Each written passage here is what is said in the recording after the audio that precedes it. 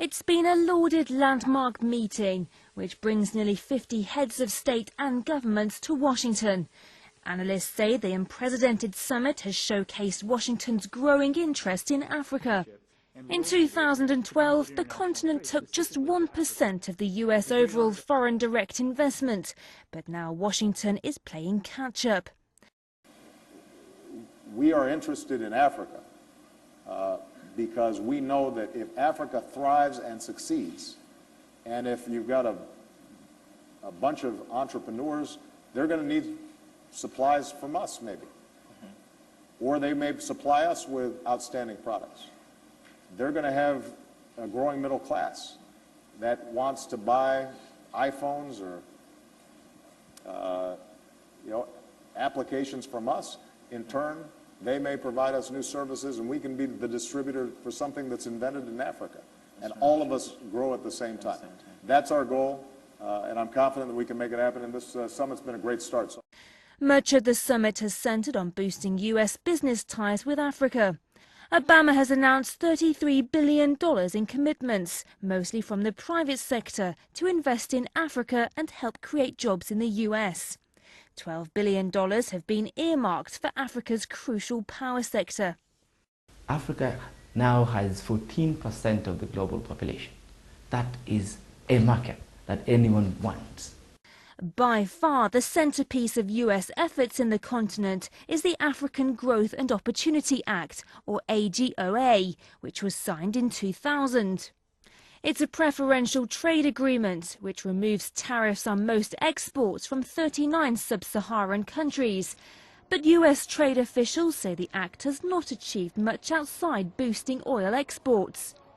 In the three-day summit, the act has been under discussion as it comes up for renewal in 2015. So African leaders can insist on this and make sure that AGOA is renewed before its expiry date, and then it will help to improve trade, like I already said. Besides economic ties, security cooperation has also come high on the agenda. Washington says it plans to spend $110 million a year over the next 3 to 5 years to help African nations develop peacekeeping forces that can be rapidly deployed to head off militant threats and other crises. We're launching a new African peacekeeping rapid response partnership with the goal of quickly deploying African peacekeepers in support of UN or AU missions. And we'll join with 6 countries that in recent years have demonstrated a track record as peacekeepers: Ghana, Senegal, Rwanda, Tanzania, Ethiopia, and Uganda. The US government had been blamed for doing too little in conflicts in Africa. In the past few years, violence tinged with extremists have gripped many regions in Africa, including the kidnapping of Nigerian schoolgirls, the terrorist attacks by the Al-Shabaab group in Kenya, as well as conflicts in Mali. The just concluded US-Africa summit in Washington has just elicited mixed reactions from Africa. I'm on the streets of Nairobi just to collect the thoughts and feelings of Kenyans and the expectations as well. I expect great partnership between US and Kenya.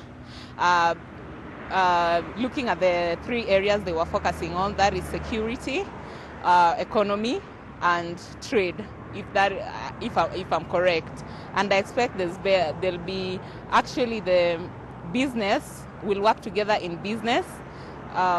Whatever, there'll be no barriers, and in security they'll support us to make sure our country is secure and free. My expectation is that